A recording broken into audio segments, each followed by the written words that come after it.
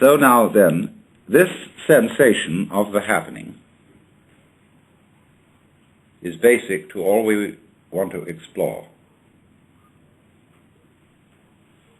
With that in mind, we can go on now to the question of pain and our so-called reactions to it.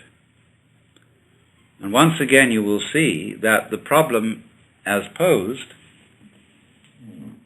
immediately sets up the duality of the pain and the one who suffers it, the one who offers resistance. And therefore, reasoning from that, you can quite easily see that a great deal of the energy of pain is derived from the resistance offered to it.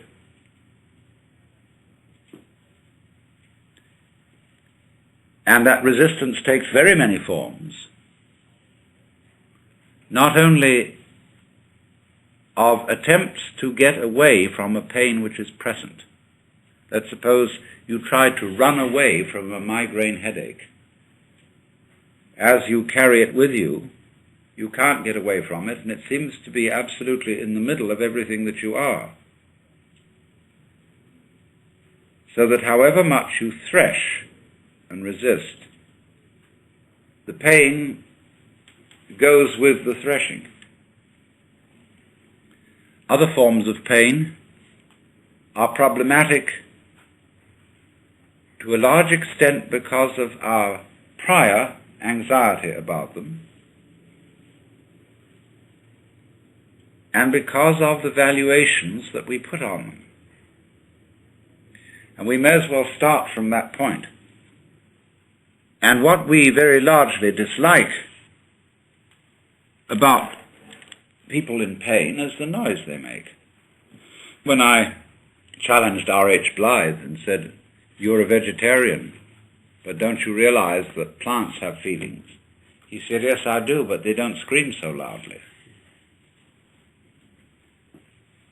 And so, say in a hospital or any place like that, it is taboo to scream, because you must understand that hospitals and any institution of that kind is run for the convenience of the staff. All institutions are. And so everything is done in such a way as to interiorize, localize pain.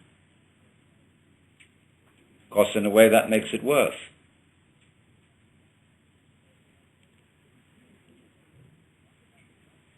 So we have a big, big social problem, fundamental, right from the beginning, about our reaction to anything painful.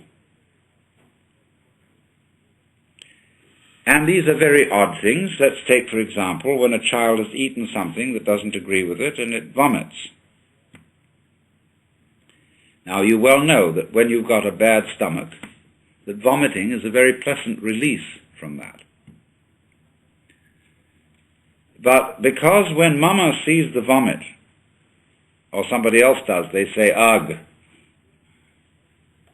you are taught that doing it is socially unacceptable, and therefore people suppress vomiting and learn from their parents that it's nasty, just as they learn that excrement is nasty, and just as they learn to worry about disease and death.